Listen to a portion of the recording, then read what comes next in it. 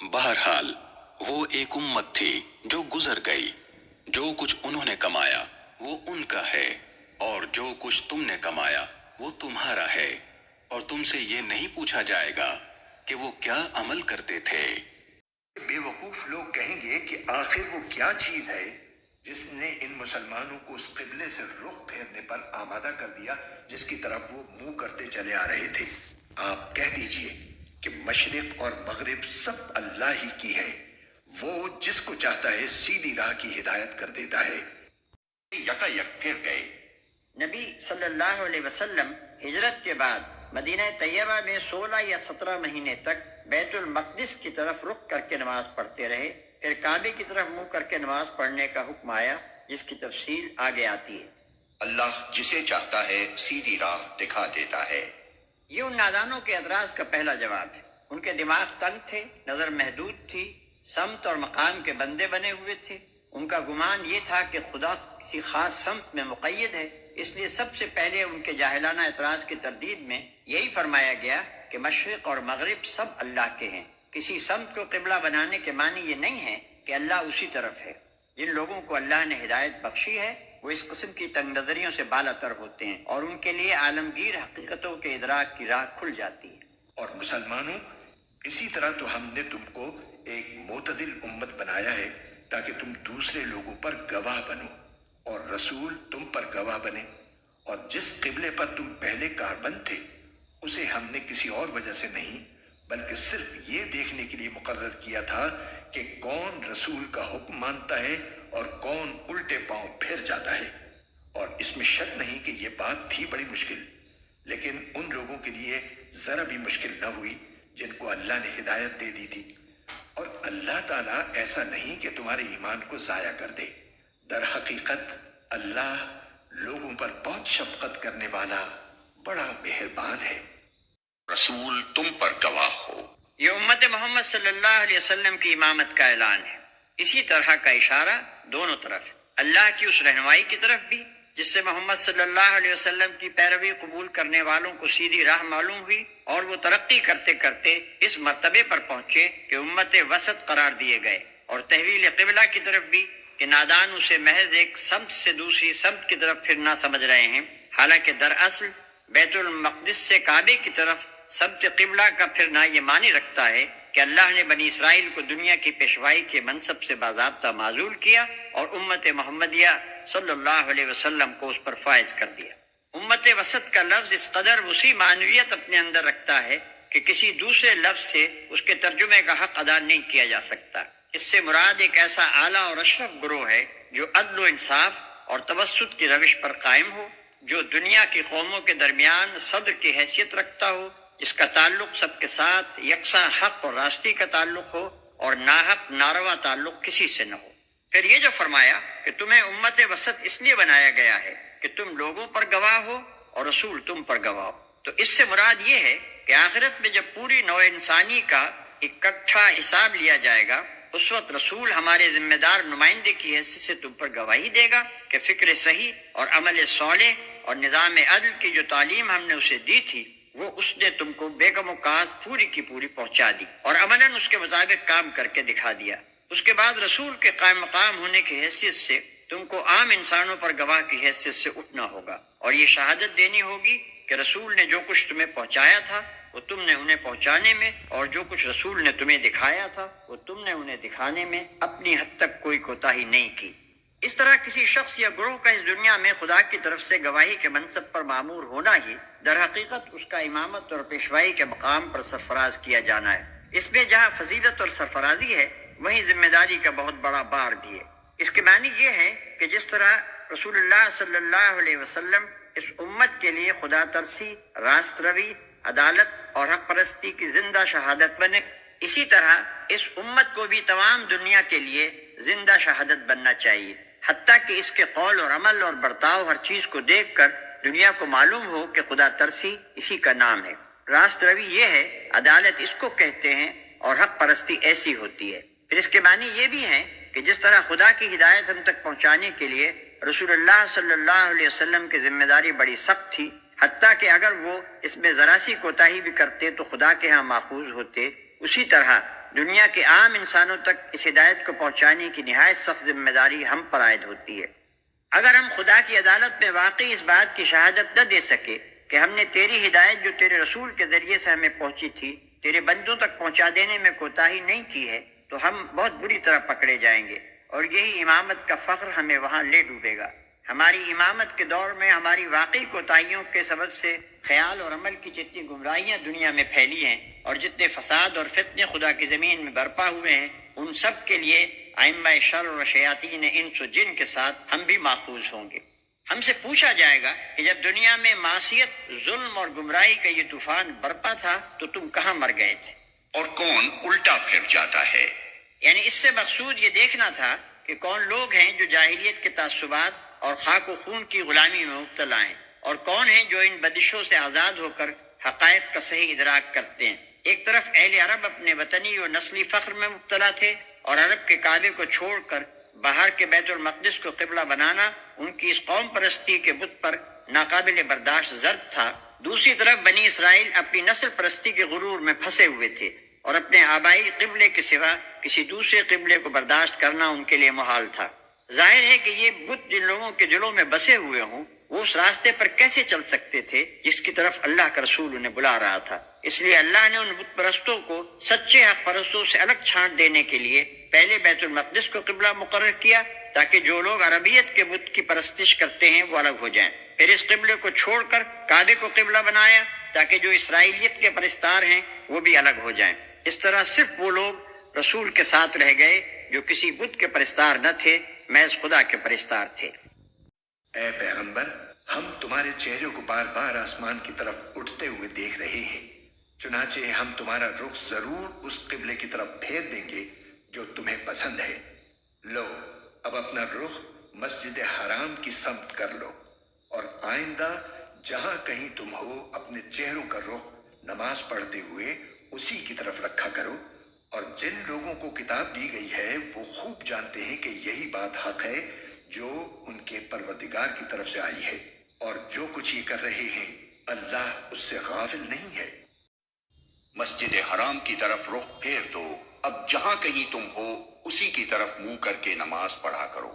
یہ ہے وہ اصل حکم جو تحویل قبلہ کے بارے میں دیا گیا تھا۔ یہ حکم رجب یا شعبان 2 ہجری میں نازل ہوا۔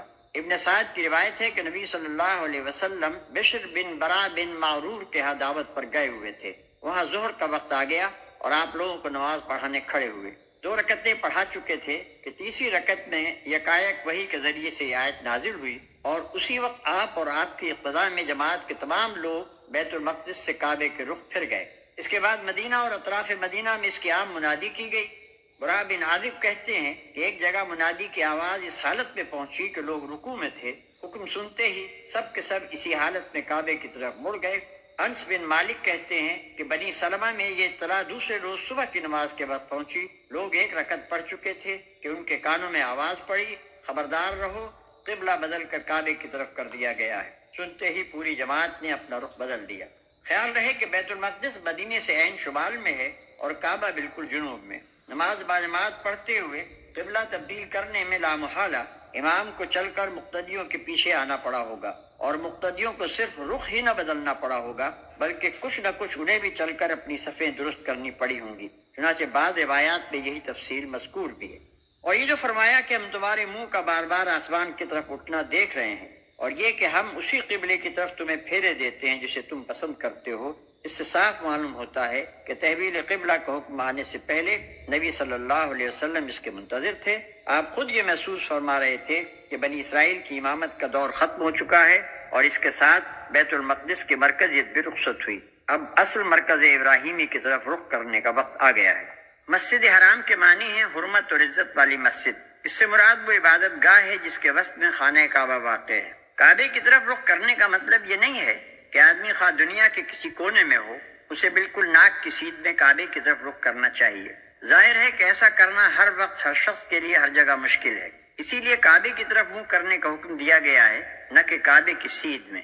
قرآن کی روح سے ہم اس بات کے لیے ضرور مکلف ہیں کہ حتی الامکان صحیح سمت کعبہ کی تحقیق کریں، مگر اس بات پر مکلف نہیں ہیں کہ ضرور بالکل ہی صحیح سمت معلوم کر لیں۔ جس سمت کے متعلق ہمیں امکانی تحقیق سے ظن غالب حاصل ہو جائے کہ یہ سمت کعبہ ہے، ادھر نماز پڑھنا یقیناً صحیح ہے۔ اور اگر کہیں آدمی کے لیے سمت قبلہ کی تحقیق مشکل ہو یا وہ کسی ایسی حالت میں ہو کہ قبلے کی طرف اپنی سمت قائم نہ رکھ سکتا ہو، مثلا ریل یا کشتی میں، تو جس طرف اسے قبلے کا گمان ہو یا جس طرف رخ کرنا اس کے لیے ممکن ہو اسی طرف وہ نماز پڑھ سکتا ہے۔ البتہ اگر دوران نماز میں صحیح سمت قبلہ معلوم ہو جائے یا صحیح سمت کی طرف نماز پڑھنا ممکن ہو جائے تو نماز کی حالت ہی میں اس طرف پھر جانا چاہیے۔ اور جن لوگوں کو کتاب دی گئی تھی اگر تم ان کے پاس ہر قسم کی نشانیاں لے آؤ تب بھی یہ تمہارے قبلے کی پیروی نہیں کریں گے، اور نہ تم ان کے قبلے پر عمل کرنے والے ہو نہ یہ ایک دوسرے کے قبلے پر عمل کرنے والے ہیں۔ اور جو علم تمہارے پاس آ چکا ہے اس کے بعد اگر کہیں تم نے ان کی خواہشات کی پیروی کر لی تو اس صورت میں یقیناً تمہارا شمار ظالموں میں ہوگا۔ مطلب یہ ہے کہ قبلے کے متعلق جو حجت و بحث یہ لوگ کرتے ہیں اس کا فیصلہ نہ تو اس طرح ہو سکتا ہے کہ دلیل سے انہیں مطمئن کر دیا جائے، کیونکہ یہ تعصب اور ہٹ دھرمی میں مبتلا ہیں، اور کسی دلیل سے بھی اس قبلے کو چھوڑ نہیں سکتے جسے یہ اپنی گروہ بندی کے تعصبات کی بنا پر پکڑے ہوئے ہیں، اور نہ اس کا فیصلہ اس طرح ہو سکتا ہے کہ تم ان کے قبلے کو اختیار کر لو، کیونکہ ان کا کوئی ایک قبلہ نہیں ہے جس پر یہ سارے گروہ متفق ہوں، اور اسے اختیار کر لینے سے قبلے کا جھگڑا چک جائے۔ مختلف گروہوں کے مختلف قبلے ہیں، ایک کا قبلہ اختیار کر کے بس ایک ہی گروہ کو راضی کر سکو گے، دوسروں کا جھگڑا بدستور باقی رہے گا۔ اور سب سے بڑی بات یہ ہے کہ پیغمبر کی حیثیت سے تمہارا یہ کام ہے ہی نہیں کہ تم لوگوں کو راضی کرتے پھرو اور ان سے لین دین کے اصول پر مصالحت کیا کرو۔ تمہارا کام تو یہ ہے کہ جو علم ہم نے تمہیں دیا ہے سب سے بے پرواہ ہو کر صرف اسی پر سختی کے ساتھ قائم ہو جاؤ۔ اس سے ہٹ کر کسی کو راضی کرنے کی فکر کرو گے تو اپنے پیغمبری کے منصب پر ظلم کرو گے اور اس نعمت کی ناشکری کرو گے جو دنیا کا امام بنا کر ہم نے تمہیں بخشی ہے۔ لوگوں کو ہم نے کتاب دی ہے وہ اس کو اتنی اچھی طرح پہچانتے ہیں جیسے اپنے بیٹوں کو پہچانتے ہیں، اور یقین جانو کہ ان میں سے کچھ لوگوں نے حق کو جان بوجھ کر چھپا رکھا ہے۔ ایسا پہچانتے ہیں جیسا اپنی اولاد کو پہچانتے ہیں۔ یہ عرب کا محاورہ ہے، جس چیز کو آدمی یقینی طور پر جانتا ہو اور اس کے متعلق کسی قسم کا شک و اشتباہ نہ رکھتا ہو اسے یوں کہتے ہیں کہ وہ اس چیز کو ایسا پہچانتا ہے جیسا اپنی اولاد کو پہچانتا ہے، یعنی جس طرح اسے اپنے بچوں کو پہچاننے میں کوئی اشتباہ نہیں ہوتا اسی طرح وہ بلا کسی شک کے یقینی طور پر اس چیز کو بھی جانتا ہے۔ یہودیوں اور عیسائیوں کے علماء حقیقت میں یہ بات اچھی طرح جانتے تھے کہ کعبے کو حضرت ابراہیم علیہ السلام نے تعمیر کیا تھا، اور اس کے برعکس بیت المقدس اس کے 1300 برس بعد حضرت سلیمان علیہ السلام کے ہاتھوں تعمیر ہوا اور انہی کے زمانے میں قبلہ قرار پایا۔ اس تاریخی واقعے میں ان کے لیے ذرہ برابر کسی اشتباہ کی گنجائش نہ تھی۔ اور حق وہی ہے جو تمہارے پروردگار کی طرف سے آیا ہے، لہذا شک کرنے والوں میں ہرگز شامل نہ ہو جانا۔ اور ہر گروہ کی ایک سمت ہے جس کی طرف وہ رخ کرتا ہے، لہذا تم نیک کاموں میں ایک دوسرے سے آگے بڑھنے کی کوشش کرو۔ تم جہاں بھی ہوگے اللہ تم سب کو اپنے پاس لے آئے گا، یقیناً اللہ ہر چیز پر قادر ہے۔ بس تم بھلائیوں کی طرف سبقت کرو۔ پہلے فقرے اور دوسرے فقرے کے درمیان ایک لطیف خلا ہے جس سے سامع خود تھوڑے سے غور و فکر سے بھر سکتا ہے۔ مطلب یہ ہے کہ نماز جسے پڑھنی ہوگی اسے بہرحال کسی نہ کسی سمت کی طرف تو رخ کرنا ہی ہوگا، مگر اصل چیز وہ رخ نہیں ہے جس طرف تم مڑتے ہو، بلکہ اصل چیز وہ بھلائیاں ہیں جنہیں حاصل کرنے کے لیے تم نماز پڑھتے ہو۔ لہذا سمت اور مقام کی بحث پہ پڑھنے کے بجائے تمہیں فکر بھلائیوں کے حصول ہی کی ہونی چاہیے۔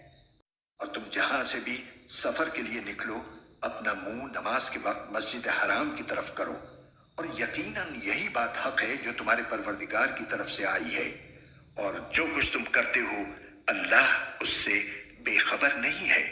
جہاں سے بھی تم نکلو اپنا منہ مسجد حرام کی طرف کرو، اور تم جہاں کہیں ہو اپنے چہرے اسی کی طرف رکھو تاکہ لوگوں کو تمہارے خلاف حجت بازی کا موقع نہ ملے۔ البتہ ان میں جو لوگ ظلم کے خوگر ہیں وہ کبھی خاموش نہ ہوں گے، سو ان کا کچھ خوف نہ رکھو، ہاں میرا خوف رکھو، اور تاکہ میں تم پر اپنا انعام مکمل کر دوں اور تاکہ تم ہدایت حاصل کر لو۔ اور جہاں بھی تم ہو اسی کی طرف منہ کر کے نماز پڑھو تاکہ لوگوں کو تمہارے خلاف کوئی حجت نہ ملے۔ یعنی ہمارے اس حکم کی پوری پابندی کرو، کبھی ایسا نہ ہو کہ تم میں سے کوئی شخص مقررہ سمت کے سوا کسی دوسری سمت کی طرف نماز پڑھتے دیکھا جائے، ورنہ تمہارے دشمنوں کو تم پر یہ اعتراض کرنے کا موقع مل جائے گا کہ کیا خوب امت وسط ہے، کیسے اچھے حق پرستی کے گواہ بنے ہیں، جو یہ بھی کہتے جاتے ہیں کہ یہ حکم ہمارے رب کی طرف سے آیا ہے اور پھر اس کی خلاف ورزی بھی کیے جاتے ہیں۔ اس لیے کہ میں تم پر اپنی نعمت پوری کر دوں۔ نعمت سے مراد وہی امامت اور پیشوائی کی نعمت ہے جو بنی اسرائیل سے سلب کر کے اس امت کو دی گئی تھی۔ دنیا میں ایک امت کی راست روی کا یہ انتہائی ثمرہ ہے کہ وہ اللہ کے امر تشریعی سے اقوام عالم کے رہنما و پیشوا بنائی جائے اور نوع انسانی کو خدا پرستی اور نیکی کے راستے پر چلانے کی خدمت اس کے سپرد کی جائے۔ یہ منصب جس امت کو دیا گیا، حقیقت میں اس پر اللہ کے فضل و انعام کی تکمیل ہو گئی۔ اللہ تعالیٰ یہاں یہ فرما رہا ہے کہ تحویل قبلہ کا یہ حکم دراصل اس منصب پر تمہاری سرفرازی کا نشان ہے، لہذا تمہیں اس لیے بھی ہمارے اس حکم کی پیروی کرنی چاہیے کہ ناشکری و نافرمانی کرنے سے کہیں یہ منصب تم سے چھین نہ لیا جائے۔ اس کی پیروی کرو گے تو یہ نعمت تم پر مکمل کر دی جائے گی، اور اس توقع پر کہ میرے اس حکم کی پیروی سے تم اسی طرح فلاح کا راستہ پاؤ گے۔ یعنی اس حکم کی پیروی کرتے ہوئے یہ امید رکھو۔ یہ شاہانہ انداز بیان ہے۔ بادشاہ کا اپنی شان بے نیازی کے ساتھ کسی نوکر سے یہ کہہ دینا کہ ہماری طرف سے فلاں عنایت و مہربانی کے امیدوار رہو، اس بات کے لیے بالکل کافی ہوتا ہے کہ وہ ملازم اپنے گھر شادیانے بجوا دے اور اسے مبارکبادیاں دی جانے لگیں۔ نام ایسا ہی ہے جیسے ہم نے تمہارے درمیان تمہیں میں سے ایک رسول بھیجا جو تمہارے سامنے ہماری آیتوں کی تلاوت کرتا ہے اور تمہیں پاکیزہ بناتا ہے اور تمہیں کتاب اور حکمت کی تعلیم دیتا ہے اور تمہیں وہ باتیں سکھاتا ہے جو تم نہیں جانتے تھے۔ لہٰذا مجھے یاد کرو، میں تمہیں یاد رکھوں گا، اور میرا شکر ادا کرو اور میری ناشکری نہ کرو۔ والو، صبر اور نماز سے مدد حاصل کرو، بے شک اللہ صبر کرنے والوں کے ساتھ ہے۔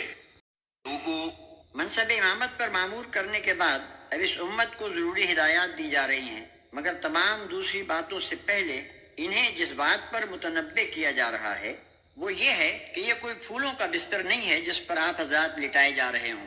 یہ تو ایک عظیم الشان اور پرخطر خدمت ہے جس کا بار اٹھانے کے ساتھ ہی تم پر ہر قسم کے مصائب کی بارش ہوگی، سخت آزمائشوں میں ڈالے جاؤ گے، طرح طرح کے نقصانات اٹھانے پڑیں گے، اور جب صبر و ثبات اور عزم و استقلال کے ساتھ ان تمام مشکلات کا مقابلہ کرتے ہوئے خدا کی راہ میں بڑھے چلے جاؤ گے، تب تم پر عنایات کی بارش ہوگی۔ اللہ صبر کرنے والوں کے ساتھ ہے۔ یعنی اس بھاری خدمت کا بوجھ اٹھانے کے لیے جس طاقت کی ضرورت ہے وہ تمہیں دو چیزوں سے حاصل ہوگی، ایک یہ کہ صبر کی صفت اپنے اندر پرورش کرو، دوسرے یہ کہ نماز کے عمل سے اپنے آپ کو مضبوط کرو۔ آگے چل کر مختلف مقامات پر اس امر کی تشریحات ملیں گی کہ صبر بہت سے اہم ترین اخلاقی اوصاف کے لیے ایک جامع عنوان ہے، اور حقیقت میں یہ وہ کلید کامیابی ہے جس کے بغیر کوئی شخص کسی مقصد میں بھی کامیاب نہیں ہو سکتا۔ اسی طرح آگے چل کر نماز کے متعلق بھی تفصیل سے معلوم ہوگا کہ وہ کس کس طرح افراد مومنین اور جماعت مومنین کو اس کار عظیم کے لیے تیار کرتی ہے۔ جو لوگ اللہ کے راستے میں قتل ہوں ان کو مردہ نہ کہو، دراصل وہ زندہ ہیں، مگر تم کو ان کی زندگی کا احساس نہیں ہوتا۔ موت کا لفظ اور اس کا تصور انسان کے ذہن پر ایک ہمت شکن اثر ڈالتا ہے، اس لیے اس بات سے منع کیا گیا کہ شہداء فی سبیل اللہ کو مردہ کہا جائے، کیونکہ اس سے جماعت کے لوگوں میں جذبہ جہاد و قتال اور روح جان فروشی کے سرد پڑ جانے کا اندیشہ ہے۔ اس کے بجائے ہدایت کی گئی کہ اہل ایمان اپنے ذہن میں یہ تصور جمائے رکھیں کہ جو شخص خدا کی راہ میں جان دیتا ہے وہ حقیقت میں حیات جاویدہ پاتا ہے۔ یہ تصور مطابق واقعہ بھی ہے اور اس سے روح شجاعت بھی تازہ ہوتی اور تازہ رہتی ہے۔ اور دیکھو، ہم تمہیں آزمائیں گے ضرور، کبھی خوف سے اور کبھی بھوک سے اور کبھی مال و جان اور پھلوں میں کمی کر کے، اور جو لوگ ایسے حالات میں صبر سے کام لیں ان کو خوشخبری سنا دو۔ یہ وہ لوگ ہیں کہ جب ان کو کوئی مصیبت پہنچتی ہے تو یہ کہتے ہیں کہ ہم سب اللہ ہی کے ہیں اور ہم کو اللہ ہی کی طرف لوٹ کر جانا ہے۔ سے مراد صرف زبان سے یہ الفاظ کہنا نہیں ہے، بلکہ دل سے اس بات کا قائل ہونا ہے کہ ہم اللہ ہی کے لیے ہیں۔ اس لیے اللہ کی راہ میں ہماری جو چیز بھی قربان ہوئی وہ گویا ٹھیک اپنے مصرف میں صرف ہوئی، جس کی چیز تھی اسی کے کام آ گئی، اور یہ کہ اللہ ہی کی طرف ہمیں پلٹنا ہے، یعنی بہرحال ہمیشہ اس دنیا میں رہنا نہیں ہے، آخر کار دیر یا سویر جانا خدا ہی کے پاس ہے، لہذا کیوں نہ اس کی راہ میں جان لڑا کر اس کے حضور حاضر ہوں۔ یہ اس سے لاکھ درجے بہتر ہے کہ ہم اپنے نفس کی پرورش پہ لگے رہیں اور اسی حالت میں اپنی موت ہی کے وقت پر کسی بیماری یا حادثے کے شکار ہو جائیں۔ یہ وہ لوگ ہیں جن پر ان کے پروردگار کی طرف سے خصوصی عنایتیں ہیں اور رحمت ہے، اور یہی لوگ ہیں جو ہدایت پر ہیں۔ بے شک صفا اور مروہ اللہ کی نشانیوں میں سے ہیں، لہٰذا جو شخص بھی بیت اللہ کا حج کرے یا عمرہ کرے تو اس کے لیے اس بات میں کوئی گناہ نہیں ہے کہ وہ ان کے درمیان چکر لگائے، اور جو شخص خوشی سے کوئی بھلائی کا کام کرے تو اللہ یقیناً قدردان اور جاننے والا ہے۔ لہٰذا جو شخص بیت اللہ کا حج یا عمرہ کرے، ذوالحجہ کی مقررہ تاریخوں میں کعبے کی جو زیارت کی جاتی ہے اس کا نام حج ہے، اور ان تاریخوں کے ماہ سوا دوسرے کسی زمانے میں جو زیارت کی جائے وہ عمرہ ہے۔ اس کے لیے کوئی گناہ کی بات نہیں کہ وہ ان دونوں پہاڑیوں کے درمیان سعی کر لے۔ صفا و مروہ مسجد حرام کے قریب دو پہاڑیاں ہیں جن کے درمیان دوڑنا من جملہ ان مناسک کے تھا جو اللہ تعالیٰ نے حج کے لیے حضرت ابراہیم علیہ السلام کو سکھائے تھے۔ بعد میں جب مکے اور آس پاس کے تمام علاقوں میں مشرکانہ جاہلیت پھیل گئی تو صفا پر اسحاق اور مروہ پر نائلہ کے استھان بنا لیے گئے اور ان کے گرد طواف ہونے لگا۔ پھر جب نبی صلی اللہ علیہ وسلم کے ذریعے سے اسلام کی روشنی اہل عرب تک پہنچی تو مسلمانوں کے دلوں میں یہ سوال کھٹکنے لگا کہ آیا صفا و مروہ کی سعی حج کے اصلی مناسک میں سے ہے یا محض زمانہ شرک کی ایجاد ہے، اور یہ کہ اس سعی سے کہیں ہم ایک مشرکانہ فعل کے مرتکب تو نہیں ہو جائیں گے۔ نیز حضرت عائشہ رضی اللہ عنہا کی روایت سے معلوم ہوتا ہے کہ اہل مدینہ کے دلوں میں پہلے ہی سے سعی بین الصفا والمروہ کے بارے میں کراہت موجود تھی، کیونکہ وہ منات کے معتقد تھے اور اصحاف و نائلہ کو نہیں مانتے تھے۔ انہی وجوہ سے ضروری ہوا کہ مسجد حرام کو قبلہ مقرر کرنے کے موقع پر ان غلط فہمیوں کو دور کر دیا جائے جو صفا اور مروہ کے بارے میں پائی جاتی تھی، اور لوگوں کو بتا دیا جائے کہ ان دونوں مقامات کے درمیان سعی کرنا حج کے اصلی مناسک میں سے ہے، اور یہ کہ ان مقامات کا تقدس خدا کی جانب سے ہے، نہ کہ اہل جاہلیت کی من گھڑت۔ اور جو برضا و رغبت کوئی بھلائی کا کام کرے گا، یعنی بہتر تو یہ ہے کہ یہ کام دلی رغبت کے ساتھ کرو، ورنہ حکم بجا لانے کے لیے تو کرنا ہی ہوگا۔ بے شک وہ لوگ جو ہماری نازل کی ہوئی روشن دلیلوں اور ہدایت کو چھپاتے ہیں، باوجود کہ ہم انہیں کتاب میں کھول کھول کر لوگوں کے لیے بیان کر چکے ہیں، تو ایسے لوگوں پر اللہ بھی لعنت بھیجتا ہے اور دوسرے لعنت کرنے والے بھی لعنت بھیجتے ہیں۔ علماء یہود کا سب سے بڑا قصور یہ تھا کہ انہوں نے کتاب اللہ کے علم کی اشاعت کرنے کے بجائے اس کو ربیوں اور مذہبی پیشہ وروں کے ایک محدود طبقے میں مقید کر رکھا تھا، اور عامہ خلائق تو درکنار، خود یہودی عوام تک کو اس کی ہوا نہ لگنے دیتے تھے۔